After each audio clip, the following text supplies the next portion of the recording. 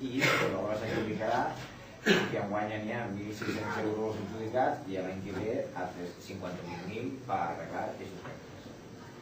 Després, no sé si en el pleno passat o l'altre vam informar que ens vam reunir en el Consell d'Agricultura de Corbera per tal de tractar el tema dels camins estos veïbals en el qual la major part són propietaris de Llaurí, però el terme és de Corbera, per veure què es podien fer ahir. Ja li vam apretar-li amb molts tornillos en aquella ocasió al consellal, aquí ens va prometre una sèrie de coses que un parell d'anys o 3 o 4 estarien arreglats, com nosaltres no si ens ho acabem de creure, però confiem en la seva voluntat, i de totes maneres, per part del Partit Socialista, el que hem fet és que com el Partit Socialista en Corbera concretament ara té, diguem-nos, algo de força, ja que el PP s'ha quedat en minoria, ens hem ficat en contacte amb els nostres companys de consellals de Gil de Corbera perquè estiguin al món del terme i que procuren també informar-vos dels moviments que fan.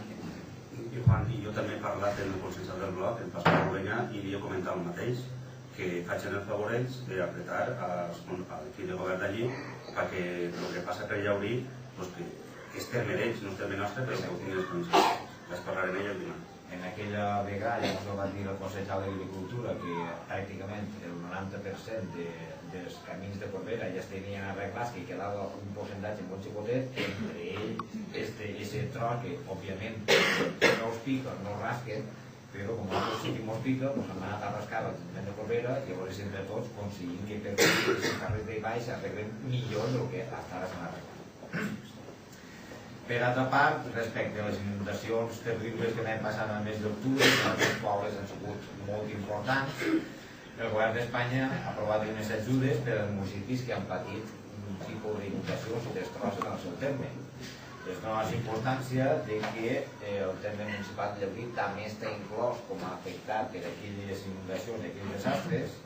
En realitat sí que vull fer costat de que, clar, així a Llaurí no ha passat tan gran cosa com allà baix, les ajudes van més encaminades a la gent que verdaderament li fa falta, però així en l'Ajuntament està a la disposició de tots impresos i formularis perquè tot aquell que pugui demostrar que en aquelles plogudes del mes d'octubre va patir algun tipus de destrosso o alguna cosa, perquè pugui reclamar i que els pugui donar certa ajuda. Hi ha uns impresos oficials que estan a disposició de tots per poder sortir.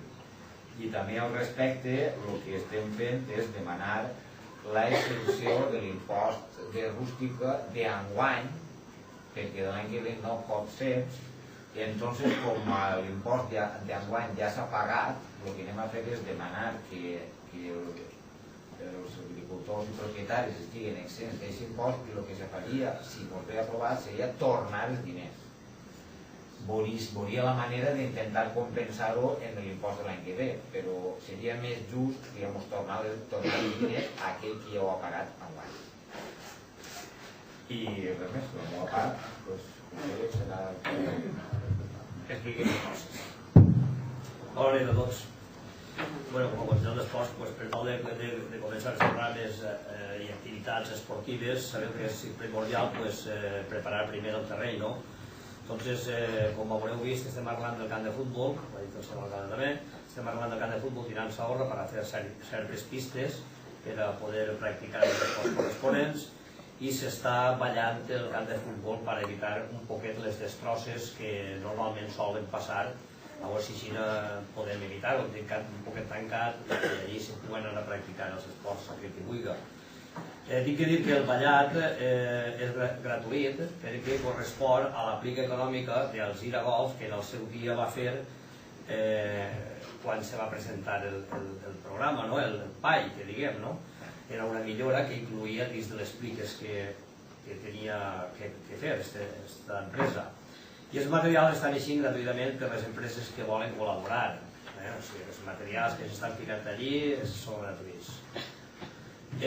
Després tenim una programació d'activitats per a les associacions, que us vaig a passar a llegir, que és per a les societats jubilats i pensionistes, el dia 22 d'este mes, clar està, tenen el sopar de Nadal en una actuació d'un duo musical. El dia 23 de febrer, un viatge a Sagunt. Això són coses que estan subvencionades per el Xarc. Són coses que s'han demanat, s'han buscat i tenim això concedit per el Xarc. El dia 3 de maig tenen viatge al Rincó de Ademús. 31 de maig tenen rutes fluvials de Xúquer.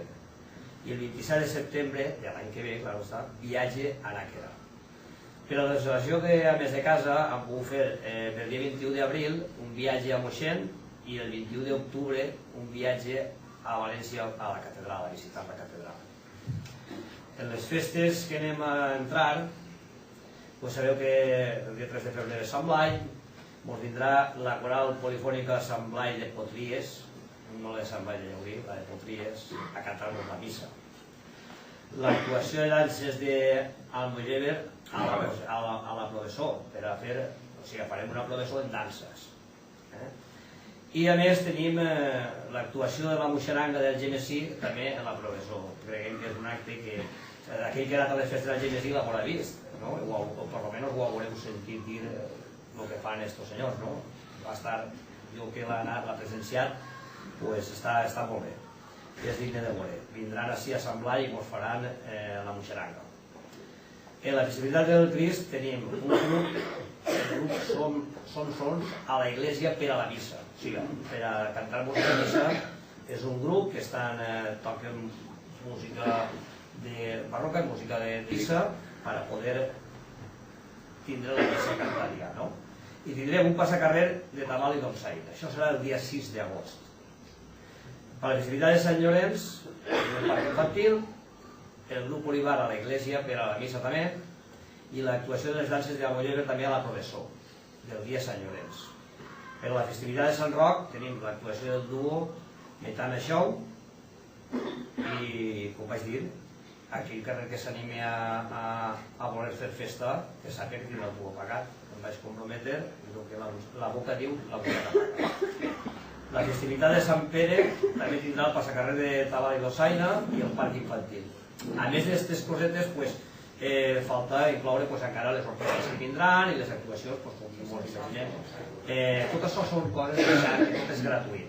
Després ja el que li correspon a l'Ajuntament, tant les orquestres que tinguin que vindre, ja ens donarem compte d'elles i les actuacions que es volen també faran, també ens donarem compte d'elles. Bueno, això és més o menys el que jo tenia que explicar, però m'ha volgut incloure també un puntet.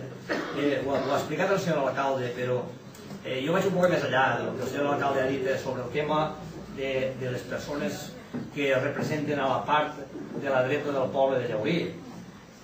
Jo, verdaderament, no comprenc a les persones que tenen o li donen la confiança a aquest senyor que avui ha demostrat el que ha fet presumptament, hem dit presumptament, d'emportar-se una part de l'expedient del pleno d'avui.